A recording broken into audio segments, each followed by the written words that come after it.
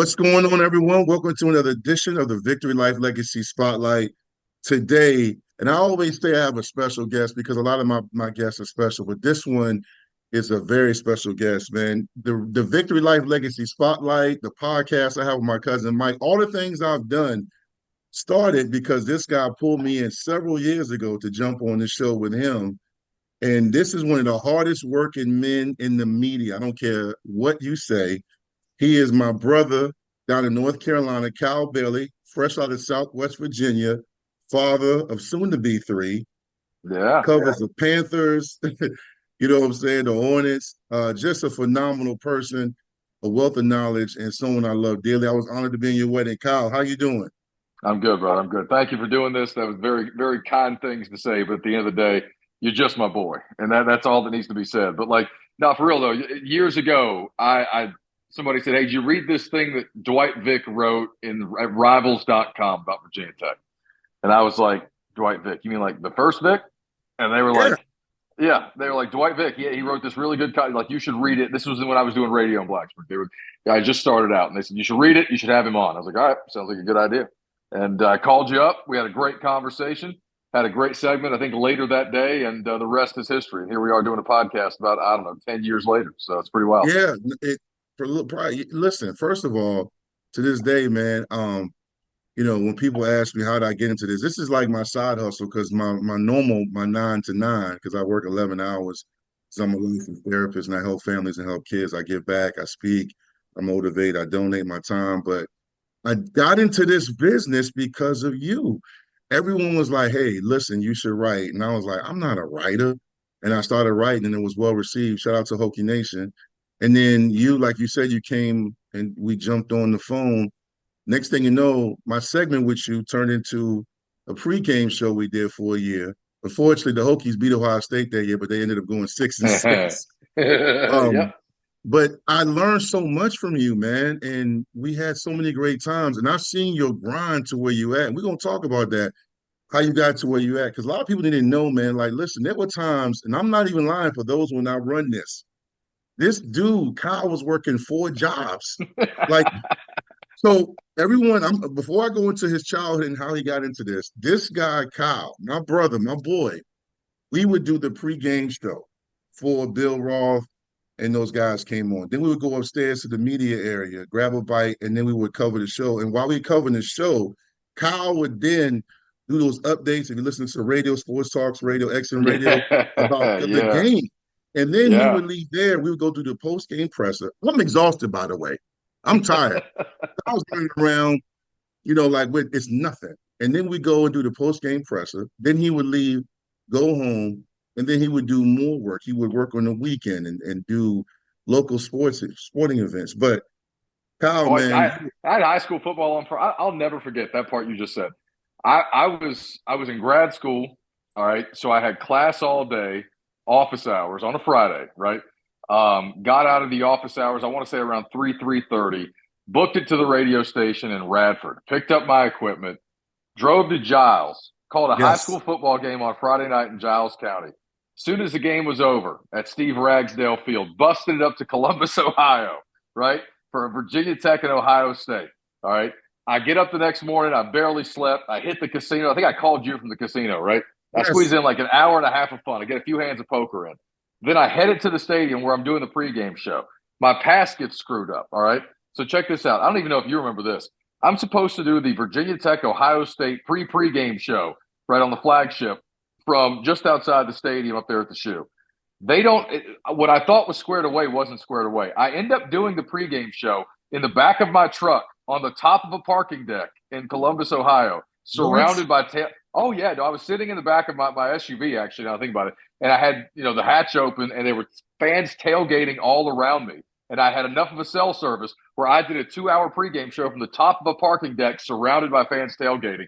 Covered the game. It was incredible. Saw LeBron James that night on the sideline. Virginia Tech gets the massive upset win.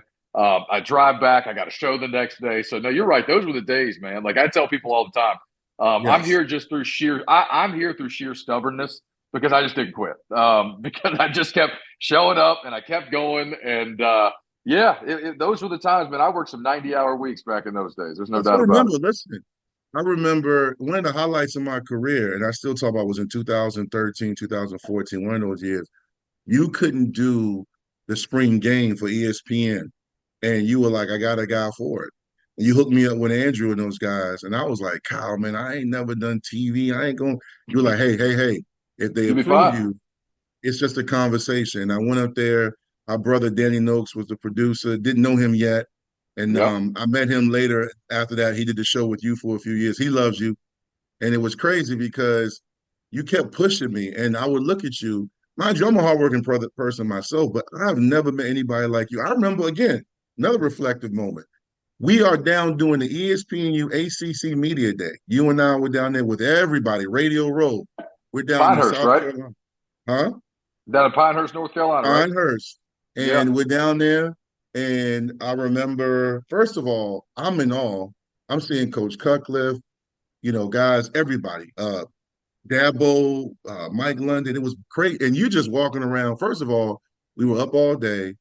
Then we went to cocktail, to dinner, and Oh, then we we're on the front porch. We're having cigars and talking to Wes Durham and Paul Johnson and all the. Oh, it was a great time. all of them. And Pinehurst was then awesome. Yeah. yeah, man. And then I seen Paul Johnson that ran the triple option. He's over there on just by himself, smoking a cigar, having a drink. And then not the next thing I know, it's like late. And I said, hey, listen, man, I'm gonna take it to the room. Say, I'm chilling. I'm gonna be out here. So then you came back to the room late at night, ladies and gentlemen. He came back, it had to be almost 3. And he said, laid right down like a cowboy, passes out.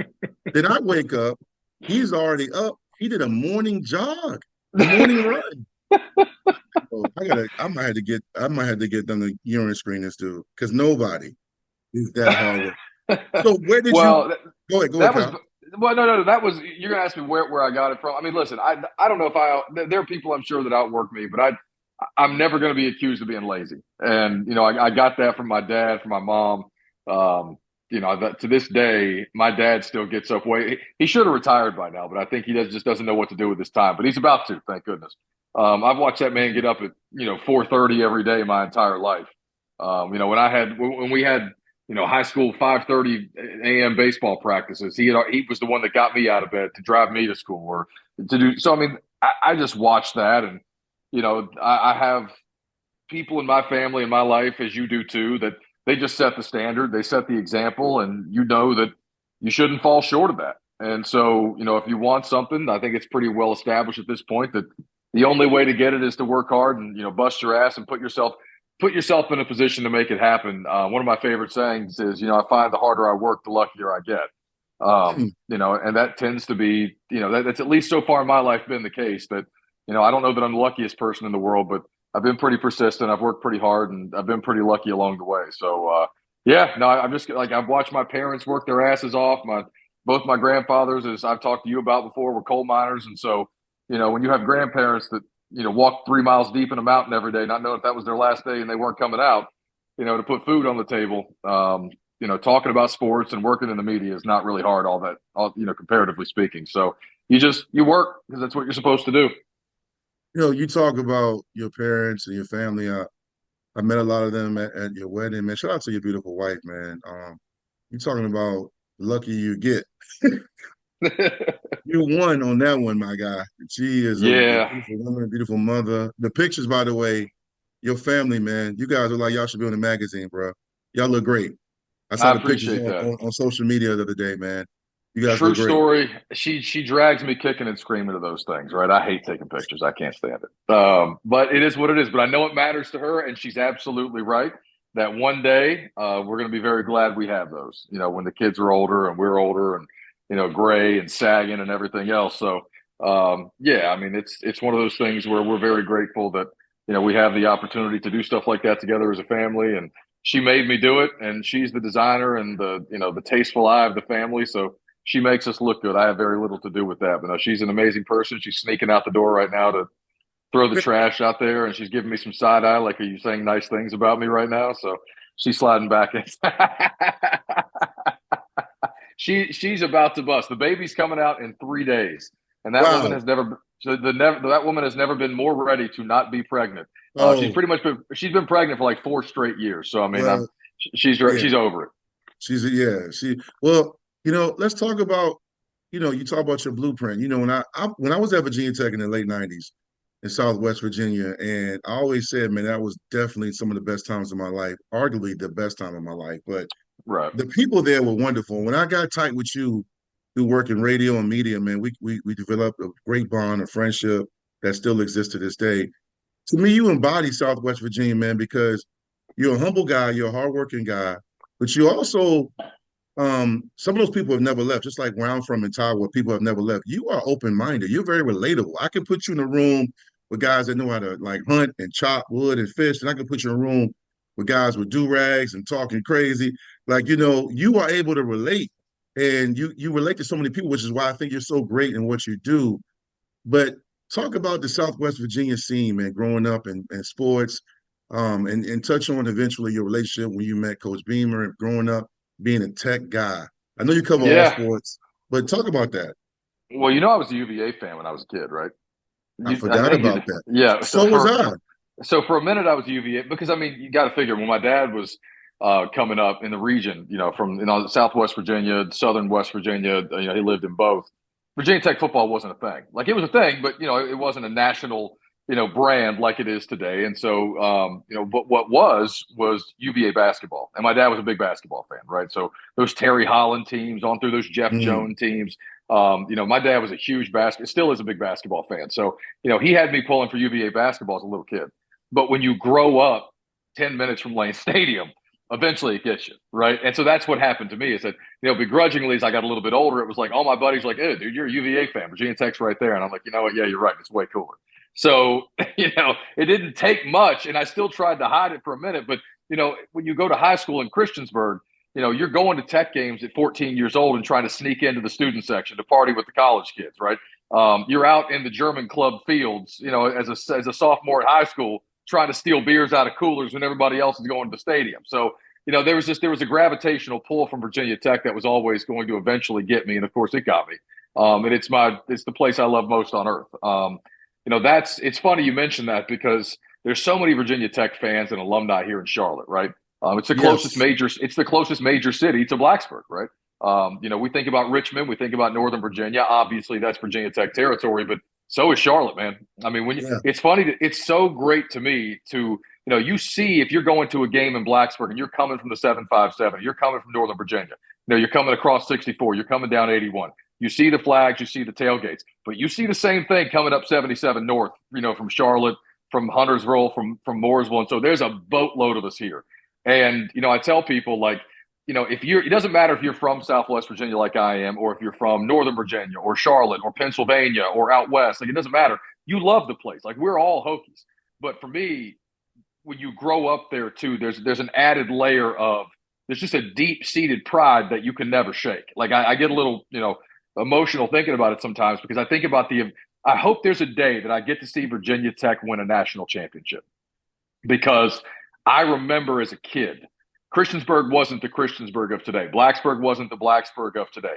No one knew where we were, right? No one knew Mm-mm. where we were on a map. And so, when I talk about the place, when I'm traveling across the country or if I've been overseas, I don't even know if I've told you when I was in the Brazil in the World Cup in 2014, I was rocking a Tech hat, walking around Rio de Janeiro at night and somebody yelled, go Hokies at me in fucking Brazil. Pardon my language. Like, That's good. there's a special thing about that, man. So yeah, I mean, I'm a Southwest Virginia kid. I'm proud of it. I've always been proud of it, and I just get prouder of it all the time. And there's a certain we're all proud. We should all be proud of where we came from and who we come from, right? Or at least we should Absolutely. in an ideal world. But if you're from Southwest Virginia, I think the people who aren't but went to Virginia Tech still understand it because you got to want to find your way there. It's not easy to get to. So when you grow up there and you know the place like I do, man, you just love it in the way that I don't know. It's hard to describe to a lot of people. Nah, no, it is. And a lot of my friends used to come up from the 757. And 757 Southeastern Virginia, very different from Northern Virginia and Southwest. And they would It's come like up there. four different states in one, man. Exactly. They would come up there and they would love it from the hearty sweet tea to the Southern comfort to just hanging out and everybody speaking to you. Of course, sports is real big up there, which is what I want to touch on really quickly because this is your legacy spotlight. But we're talking tech. We're both Hokies. We're alumni. with fans of the program and the university. Um, what's some of your great moments when you look back, whether it was during my era or after I graduate, when you said, you know what, because we both want to see Tech win a national championship in football, Yeah. but what's the moment you like, you know what, I remember I looked over there, man, and chills went down my spine, or like I couldn't believe even a bad moment. Man, we had that game. I will never forget where I was. I don't know, just a moment for you with Tech Hmm. football or basketball. I mean, but we're talking football, Well, no, I mean, preferably football. there's some big football moments, but there are also just life moments. Like, I still have the ticket stub. November 11th, 2006, we beat the hell out of Kent State in Lane Stadium, right? Oh We beat yeah, the snot. Yeah, right. Brendan But Flowers, Brandon Flowers that was my, now. that was my 21st birthday, right? So my 21st birthday, I'm drinking all day for the first time legally. I go to the game, and then we're hitting the restaurants and the bars after. And I mean, I just got obliterated like you do on your 21st birthday. But I can still vividly remember sitting in the north end zone in Lane Stadium on my birthday at 21 and be like, this is life doesn't get any better than this. I can legally drink. I'm in my favorite place on earth watching my favorite football team play with all of my best friends. So it is a lot of stuff like that for me. I remember sneaking into the north end zone against Miami in 2001, and Ooh, because I was 16 years old, I could that was the year I turned 16, and all my buddies wanted to go, and we got tickets, and it was one of our high school teachers that got us tickets, but I got in and snuck into the north end zone. That was an amazing experience.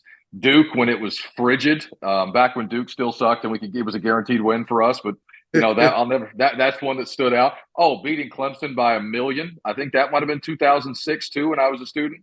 ooh, And yeah, that was I forget. I think that might have been the Thunder and Lightning team that came in. They had some hype. It was a Bowden team, I believe, and yeah. we pretty well crushed their spirits rather quickly, I think, in that one. But there's a lot of big. You and I traveled to some bowl games and did some pregame shows, like the Military Bowl, like we talked about. Going to Ohio State for sure. Sitting next to I got stuck at the very top of Keenan Memorial Stadium in Chapel Hill to do a pregame show. I'd slept like 2 hours at a high school football game the night before, which is pretty much usually the case. But yeah, I mean, a lot of mine are really about the road trips and the travel and the people that I was with and less about. I remember the big games, but like the trips were my favorite parts. Well, so funny in my notes right here, even though I know you well, I always take notes. Got to be prepared. I learned that from you. Um, the New England game, we were supposed to. So for those watching, Kyle Bailey and I are huge Tom Brady fans. He's always Yep, been the GOAT. yep. Kyle and I were on Tom Brady years ago, long before he went to the Bucks, I got to and we tone had that planned. down here in Charlotte, by the way. I got to tone that down. They don't like that I here. know, I know, I know. And we had planned to go see him play. They were playing the was it the Ravens? Yeah, they were playing the Ravens because we got tickets from top was No, something they're like playing the that. Bill. That was the Bills. It was the The final Bills. regular season game, and they were going to play the Bills. And I don't know if Tyrod was still there at the time or not. I'd have to double check. And Military Bowl was on Saturday. He stayed at my house Friday. It was Mm-hmm. perfectly planned. And Yep. we had our bags, and then we get to the Military Bowl and we go grab back breakfast in Annapolis. And I'm not eating much. And Kyle's like, "You good, bro?" I said, "I don't know." So then we do the pregame show, guys. And again, remember, this is a worker bee. This is Kyle Bailey. And he's like, "Listen, hey, go, get yourself together in between commercials." So I'm going to the bathroom. I don't know, I feel off, but he's pushing me through it harder than Beams ever did, right? He's like, "Come on, come on, come on. Let's go. I need you. You good? You need And it was something?" hot. It was hot in that press box too. It was hot in that Yes, and press it was box. hot. So I was like off. And then we had sideline passes. He stayed up there. I went on the sideline thinking I needed some fresh air. And then by halftime, I called Kyle. I said, "Hey, I'm going home and I need to leave after this game." He said, "Well, look, let's wait till this game is over," because he really wanted to see Brady. And so did I. But at that moment, I was done. And probably the only time in my life I felt Kyle hated me because we ended up. No, No, I know, but it felt that way because you were worried about me because you knew I was really sick. But we I drove back did. to my Yeah, house. And I remember I left my shoe in your trunk, and you drove back to Southwest Virginia. that's And right. but it worked out. Yeah, I left my shoe in your trunk. But I remember it worked out. We won the bowl game. J.C. Coleman had a record-setting rushing day. Tech won. Went Shane Beamer coached that game because Beamer had just had surgery. But more importantly, I believe if my memory serves me correctly, you end up going to see Brady play, and that's how you end up meeting your wife. Well, I was going to, so I wasn't completely honest with you at the time about that. Now Oh, I wasn't dishonest, but like, yes, I wanted to go to the game. Yes, I wanted to go to Foxborough. I'd never seen Brady play live, any of those things. But my wife had basically, I think we had kind of broken up like a couple of weeks before that. She was mad at me, right? So I was looking for any reason. I was looking for any reason to go up there anyway to make it right. All right. So I wanted to go with you, right? Because you're my boy. We want to go see this football game. We can kill two birds, maybe even three with one stone, right? We can make this road trip. Everything's gonna be fine. All of a sudden, Dwight comes down with the flu, and I'm like, well, shoot, I'm not making this trip by myself. But it worked out, man, because I waited. I guess it was 2 weeks, I think, right? No, it might have been the next week, or maybe yeah, that was 2 weeks. Because it was 2 weeks. I went up 2 weeks later, and I saw them play the Baltimore Ravens, and it was the week before they beat Andrew Luck and the Colts in Indiana, and it was the Deflategate game, right? yep. Where Hmm. so they had the week before though they had overcome a 3 touchdown deficit against Joe Flacco and the Ravens, and I went up there for that. It was the coldest game it ever been. -3 at kickoff, beers freezing. It was terrible. But yeah, it was that's the reason I wanted to go up there. Was my wife was a little upset with me, and I wanted to go up there and see her. So what my then girlfriend, now wife. Well, I'm glad it worked out, man. I remember that game.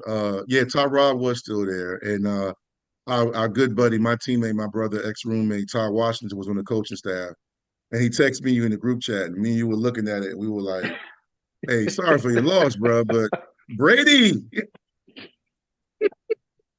We didn't type Yes. that, but me and No, you we got didn't a say that. separate chat. We were like, Yeah, Brady. Brady. Yeah, Todd. Yes, please. Thank you, sir. Appreciate you. Shout out Todd Washington for hooking that one up. By the way. Yeah, he did. He did, man. That's my Yeah, brother, man. he took care of me on Yeah. that night. And listen, you are such a sports wealth of knowledge, and you love the game, and you're very passionate, and you get going, man. I love listening to you when I can. I've seen you even doing your own stuff on TV now. But where does the love for sports come from? What did you play growing up? Like, what are your sports? I know baseball, like, but talk a little bit about your background. I don't know if people really know you were an athlete.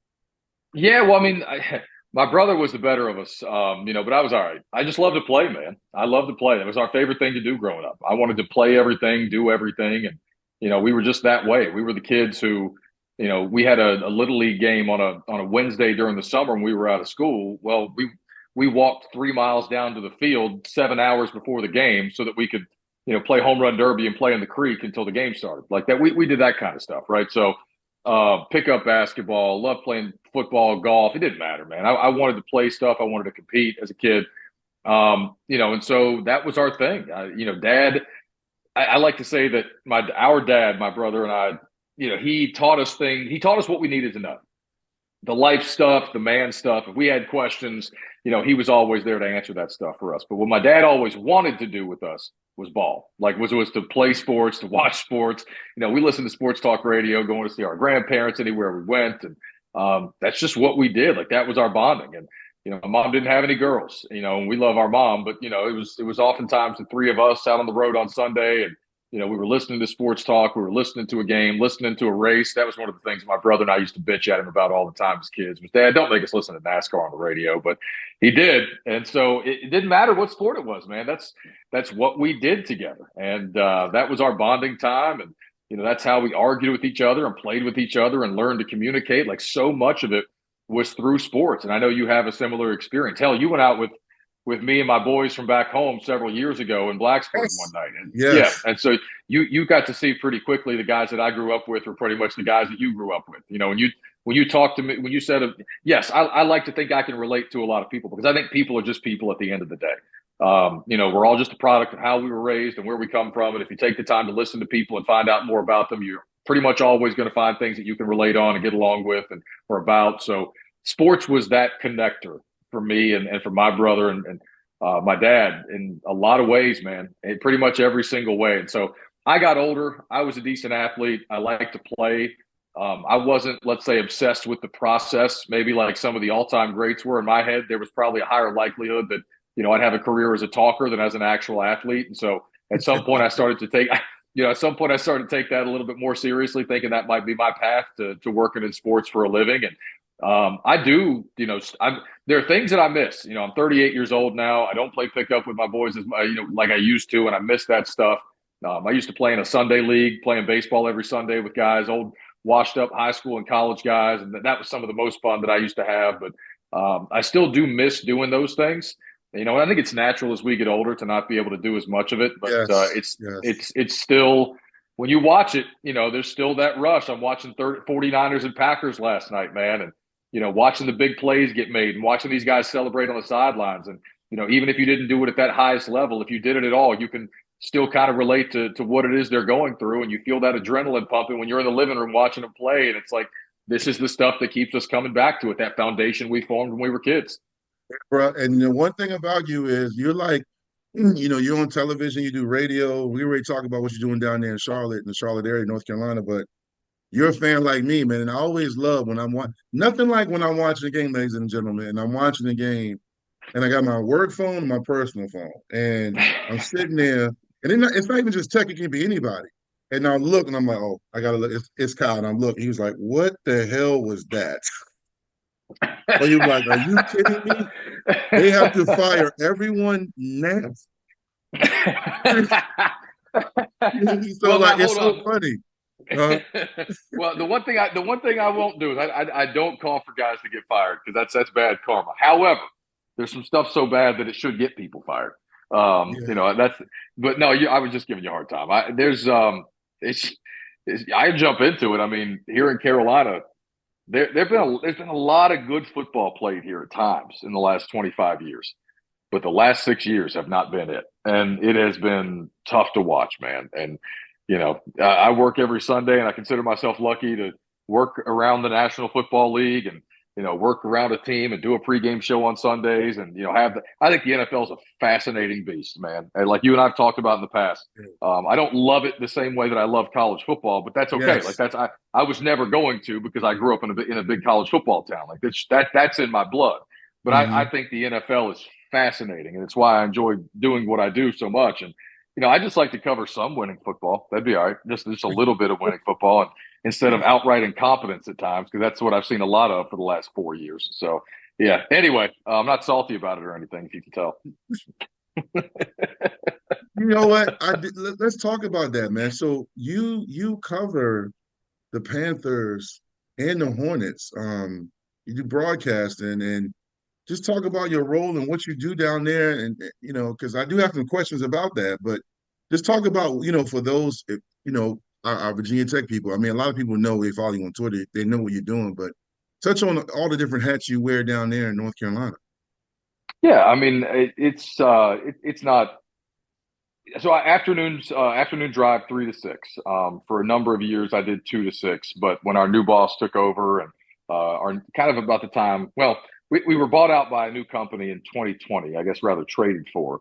And then I had another new boss, Jeff Rickard, show up about a year and a half ago, and you know, we slid a new show into the lineup, and that moved me to 3 to 6. It knocked an hour off my show, but you know, Jeff came to me and he thought that it would actually kind of rejuvenate me.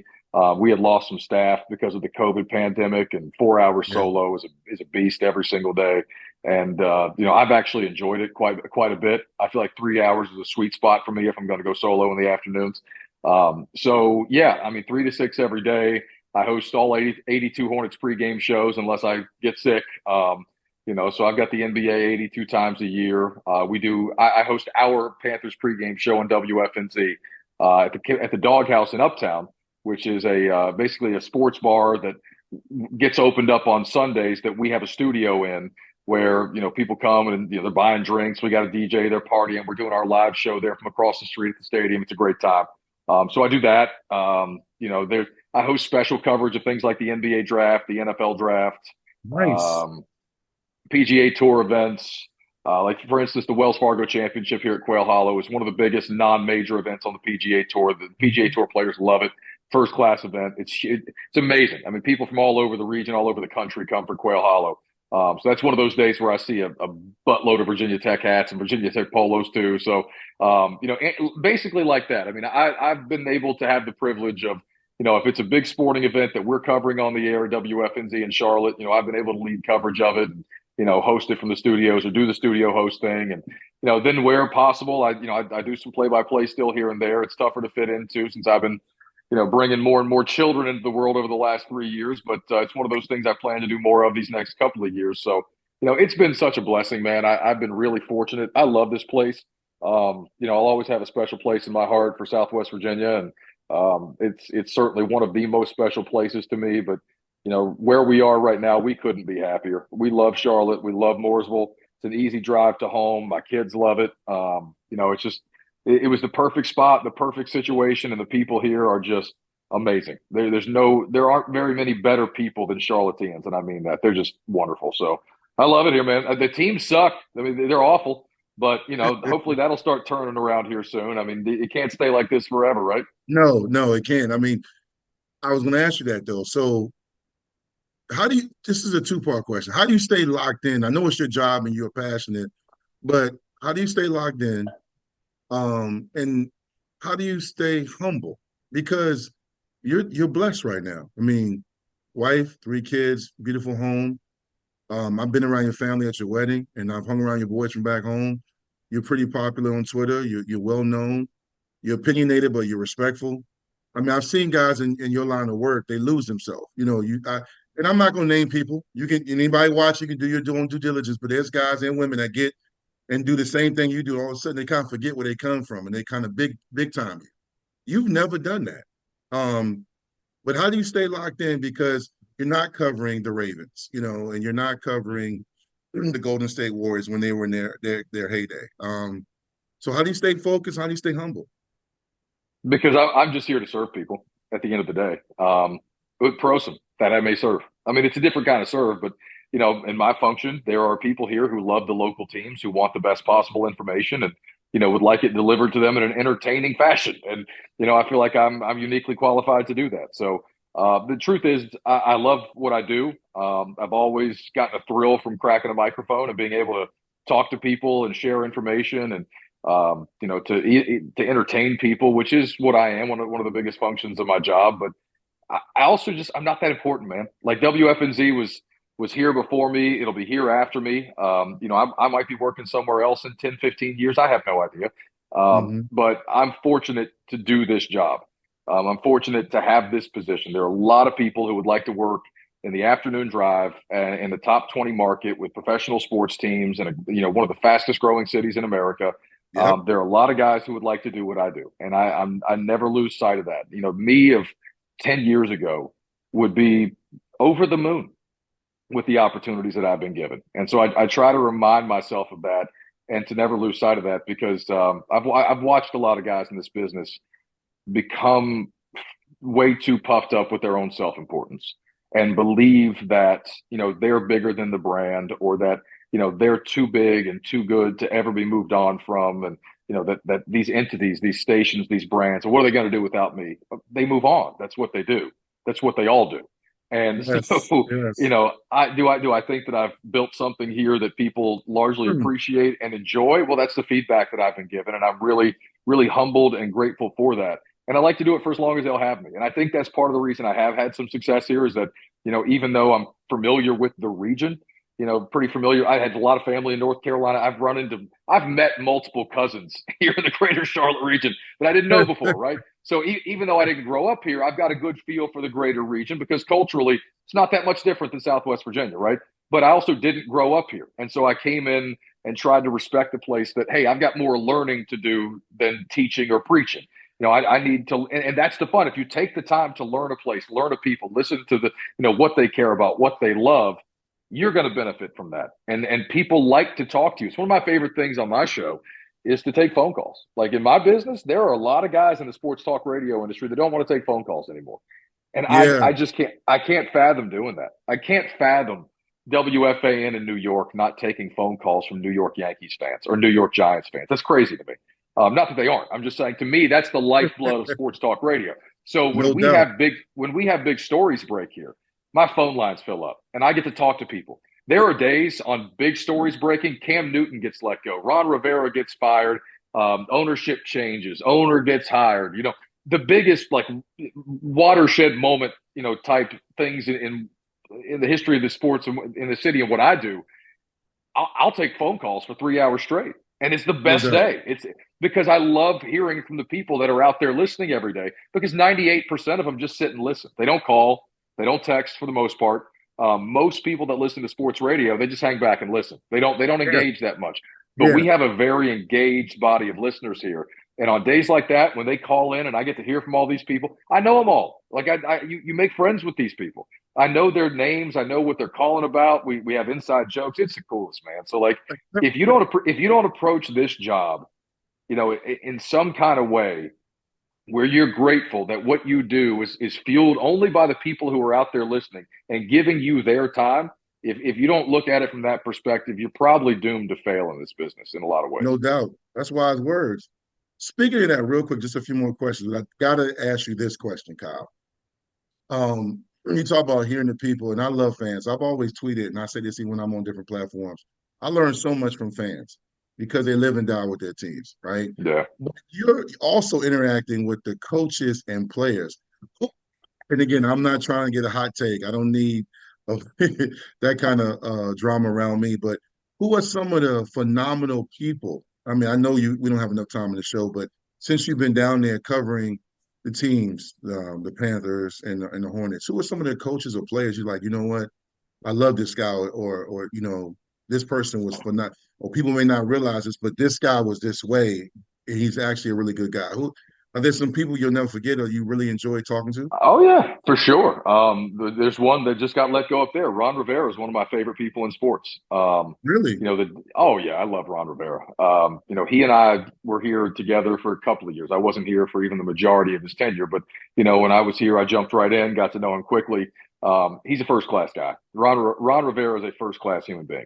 The day after he was fired here in Carolina. He was in our building doing a 30-minute sit down with me. And we ran it later that day on the show. Ron, yeah, I mean, this is just I understand that, Washington fans aren't thrilled with the way things went. I think the fresh start's what everybody needed. It's going to be great. But, I will always have very good things to say about Ron Rivera. There's no doubt Mm. about that. Kimball Walker, when he was in Charlotte, I think Kimball Walker Wow. is, yeah, one of the finest people in sports as athletes go. Just a genuine guy who cared about the city and, is beloved here still to this day. Um, I've enjoyed Mitch Kupchak. Lakers fans know him, but he's been here in Charlotte for a number of years now, the general manager. Mitch has been a lot of fun to get to know and to work with, and the list goes on. Obviously, there are guys that I count as friends now, close friends like Steve Smith and Roman Harper. These are guys that have really helped to elevate what I do daily here and their perspective. I mean, Steve Smith's a Hall of Famer. Let's be real; he's one of the meanest guys in Yes. the history of the league, and he's one of my favorite guys, and I mean that, in the best way. Like, he was exactly what he was supposed to be on the football field. He's a lot Um, like you. He's tough. He's feisty. He's a lot like you. well, that's the thing. He and I, we hit it off pretty quickly. Because I think, and I said this about Steve pretty early on. Like, there's some people that don't like Steve. Steve knows this, and Steve talks about it because Steve's not always concerned about other people's feelings. And Mm. I'm not either. I try to never be disrespectful, but I'm not going to tap dance around people's feelings either. And I always say that I'm drawn to people who are their authentic selves 24/7, right? People who are the same way all the time. It's why you and I get along as well as we do, because you're an authentic person, and that's the way Steve is. And he was a pit bull on the football field. He's that way in real life, and I appreciate that about him. So I've met some awesome people down here. The list goes on. I mean, James Borrego, the former head coach of the Hornets, who's now the associate head coach with the Pelicans in the NBA, one of my Mm. favorite people. I've gotten to know outside of sports, politicians, governors, chief of police here in Charlotte. That's one of the cool things about this job is that you come in contact with a lot of people that you probably wouldn't have ever ordinarily crossed paths with. And, I was sitting down the hallway for a couple of years from WBT, which is our news talk station, and the former governor here in North Carolina, Pat McCrory, who is popular with half the state and hated by the other half of the state, because that's the way politics go in this day and age. But, Politics. no matter how you feel about him, when our commercial breaks are in sync, and anytime I go to get a snack or a water break, I'm talking to Pat McCrory, or I'm going into work, I guess, in this case. And, I'm picking the brain of the former governor, not about, what we agree on politically, but how things work, in the state, and things that he knows that give me context. So, I mean, that's one of my favorite parts about this job is just the number of people that you get to meet and the way that it just fills in all the gaps and contextualizes everything in life. It's a cool part of the gig for sure. Did you ever interview the ball kid? Have you ever talked to him? LaMelo, oh yeah. So I don't know if you remember or not, but 3 years ago, Send me a picture. Sam Farber, who's the radio play-by-play voice of the Hornets, Sam got sick, and they called me to come fill in. So they flew me up to DC, and I called the Hornets Wizards game. And LaMelo went off that night. I think they were down in the fourth quarter, came back and won it. Terry Rozier hit a big shot, but LaMelo had a big night, and he was my post-game interview that night on the radio broadcast. So yeah, I mean, I've done that. We've been in press conferences, things like that. He's a rare bird, man, and I mean that in a nice way. He's 22 years old, and he just got a $206 million contract. You know, he's in Charlotte after growing up in Southern California his entire life, being raised on TV by LeVar Ball. You know, in a Facts. reality TV show. And the thing is, like, I guess maybe in spite of all that, he's a great young man, like a well-adjusted young man for them, as well-adjusted as you can be having lived that life, right? Yeah. You know, the number of times I'd go to PetSmart in Midtown Charlotte to pick up some dog food, and I'd run into LaMelo Ball in his shiny purple car. You know, I think it was like a half dozen times. Like, I mean, but he's just out, and people Yeah. typically leave him alone. And I think, you know, I don't know what the future holds, but I think he likes it here a lot. I think it's a lot different from the Southern California lifestyle that he grew up in. And I think he's really taken the place. $200 million helps too, though. What? Can I borrow a dollar? That is so cool, man. Well, look, this is the last part of our segment of our show. I'm going to end it with you giving some feedback to the future Kyle Baileys. Obviously, man, I've been part of your journey and you working hard. I started to show off with you talking about your grind and your hustle and how like you inspired me and we were both worker bees and you make the most out of your 24. I mean, to be a father, you know this now. You won't see free time ever again until they're like, older, right? But you love it. Right. You love it and you love what you do. And that's what makes it great. Now, with that being said, it wasn't without adversity and challenges and things you've done. So for the guys that want to get into this business and the women, excuse me, that want to get into media, sports media, talk, podcasting, covering teams, pro sports, because you started off doing local baseball games and Yeah. everything around Southwest. You were going to take a job in Tidewater at one time. You're going to work for ESPN 94.1. Yep. Um, what is the feedback and advice you have? What, for the young men and women that tweet or say, I want to do what Kyle Bailey does? Like It's just, realistic advice, feedback. yeah, How do you get there? it's hard. I mean, it's not for the faint of heart. And I'm not trying to over dramatize it or romanticize it or make it anything more than it is. It's just there are limited spots in this business. There are limited jobs in this business, in bigger markets at bigger brands, and that doesn't mean you can't succeed. I mean, we're obviously in 2024 where people have thriving YouTube channels and people have thriving social media presences and they're great content creators. It can be done that way too, right? There are multiple ways to do this. At the end of the day, now we're all just content creators, now in the digital age, right?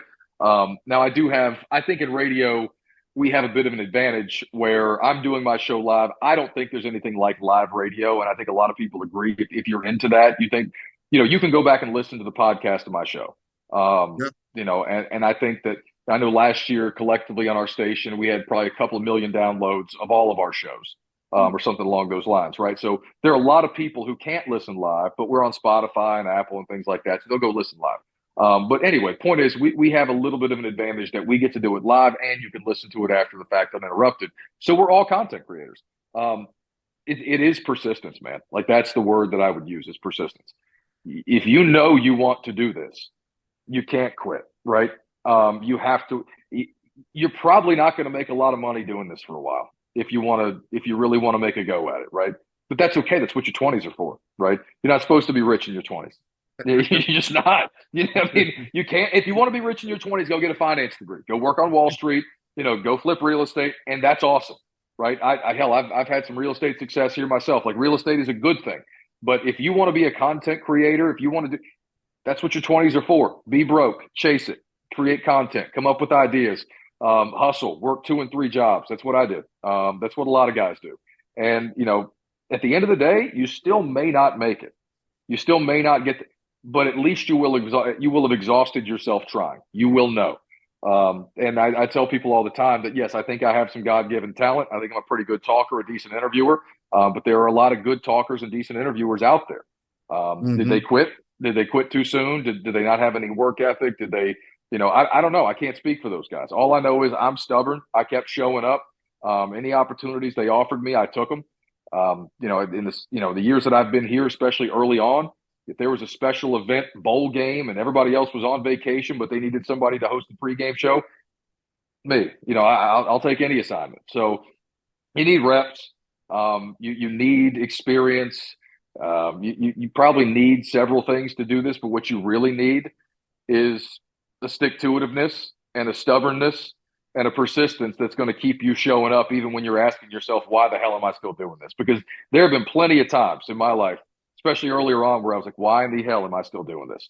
Yep. Um, and it's just, you know, it worked out. And all you can do is keep fighting and keep trying, one foot in front of the other. And eventually you're going to get where you're going, even if you don't know where that is. No doubt. Well said from a very wise man and friend of mine. And I'll just add to your point, which I think was very, very valuable. The great thing I love about you, Kyle, is, and I'm not going to speak on it, but because you and I are very close, you called me and we processed jobs you were passed over for, which me and several people thought you were more than qualified for. And that's the one thing I think is great to reinforce your point about the stick to itness is that even when we did it, you never were like, yo, F them. And you know what they can, you were like, all right, on to the next one. And you've been blessed. And I think you are perseverance personified. And you are still in the remaining hardest working champion in the business. I Well, I admire your appreciate you spirit. saying that. I appreciate you saying that. And yeah, I mean, I had to figure that out pretty quickly. I think the sooner people figure out that, hearing no is not only is it not the end of the world, but it's going to toughen you up a little bit. The second you accept that, the easier that you can stop being so attached to the outcome. Oh, I didn't get that one. All right, well, there's another one. There'll be another Yeah. opportunity.